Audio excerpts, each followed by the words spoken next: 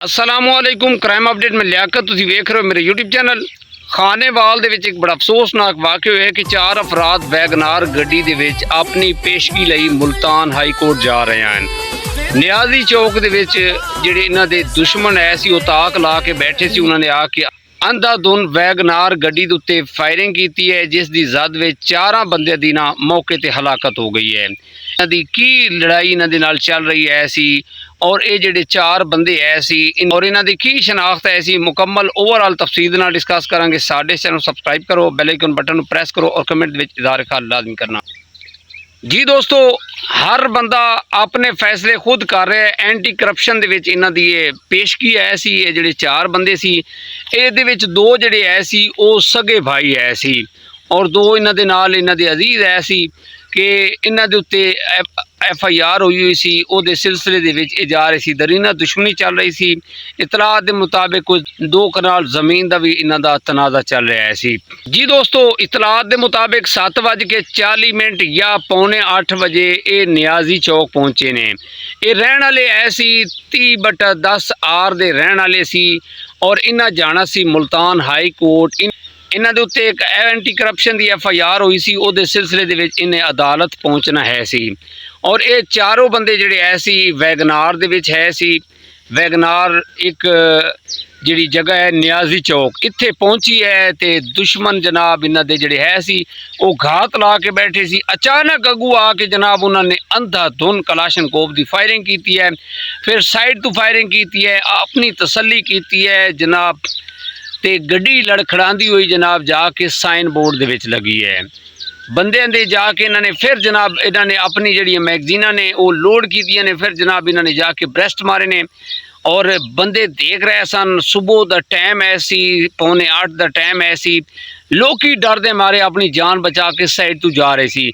जेड़े बहुते दूर है सी उन्होंने कैमरे जूम करके इन्हां दी वीडियो बनाई और अल्लाह ताला माफ़ करे इन्हां दे उत्ते क़यामत तारी हो गई। इन्हां नूं नहीं पता है सी कि ये दिन साडा आखिरी है, ये घंटे ये मिनट साडे आखिरी ने और ये अपनी एक रूटीन के मुताबिक ये चले ने कि असी इस टाइम जनाब मुल्तान हाई कोर्ट पहुँच जावांगे। जदों इन्हां नूं जिहड़े मारन वाले है सी उन्हां नूं तसल्ली नहीं हुई जनाब, गड्डी दे शीशे टुट गए। जदों देखिया है कि बंदे जनाब हुण बंदियां दी हलाकत हो चुकी है, मोटरसाइकिलों ते फरार हो गए ने। बाद दे विच जदों लोकां ने आके देखिया कि इन्हां दी मदद की जाए, 1122 ते कॉल की गई, 15 ते कॉल की गई, बर वक्त टीमां पहुँचियां ने और जो आके देखिया है कि इन्हां दी उस टाइम हलाकत हो चुकी सी। पुलिस ने कार्रवाई करन कारण इन्हां दी जिहड़ी डेड बॉडी हैं उन्होंने खानेवाल हॉस्पिटल शिफ्ट कीतियां और इन्हां दा पोस्टमार्टम किया जाए। बाकी इन्हां दे अलावा यकीन ही उत्थे पहुँच गए सी मौके ते।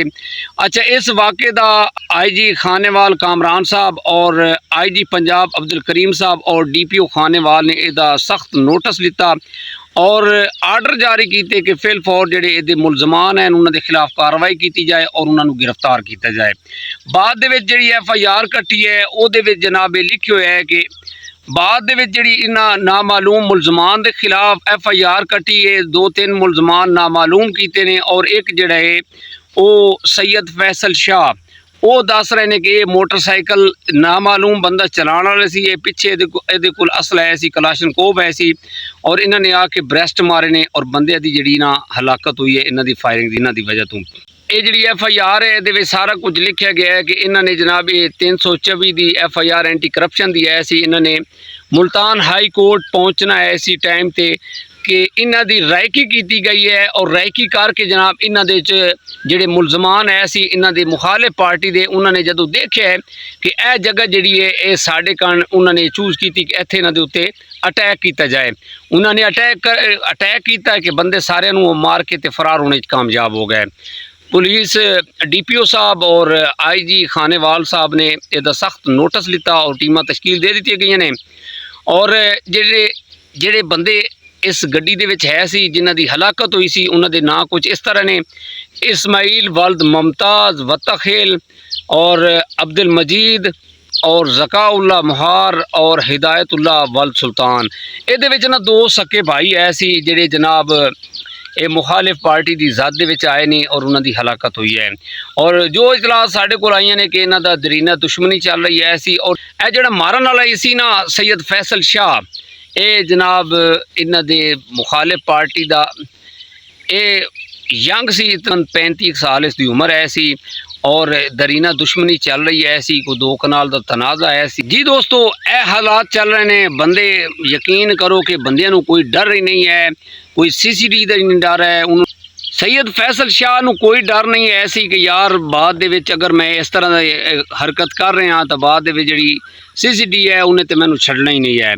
लेकिन जनाब उन्हें इस चीज़ नूं नहीं नज़रअंदाज किया और मुखालिफ पार्टी नूं ये जिहड़ी इन्हां दे इन्हां दे नाल मुखालफत बनाई हुई सी, इन्हां दे उत्ते अटैक किया और जिस तरह उन्होंने तसल्ली हुई फिर वो जनाब फरार होया। अपने जिहड़े उहदे साथी है सी और फॉरेंसिक टीमां ने शवाहिद इकट्ठे शुरू कर दिते ने कि कितने फासले तू इन्हां दे उत्ते अटैक किया। ओवरऑल कोई आस पास जो कोई CCTV फुटेज वगैरह ओवरऑल तहकीकात हो रही है, टीमां तश्कील दे दी गई ने और देखने कि यह दा फैसला जो होएगा। यह जो केस है इन्हें जो 4 बंदे का मर्डर होया, इन्हों का केस जो CCTV के हवाले होंदा है या कि पंजाब पुलिस इस नूं खुद हैंडल करेगी।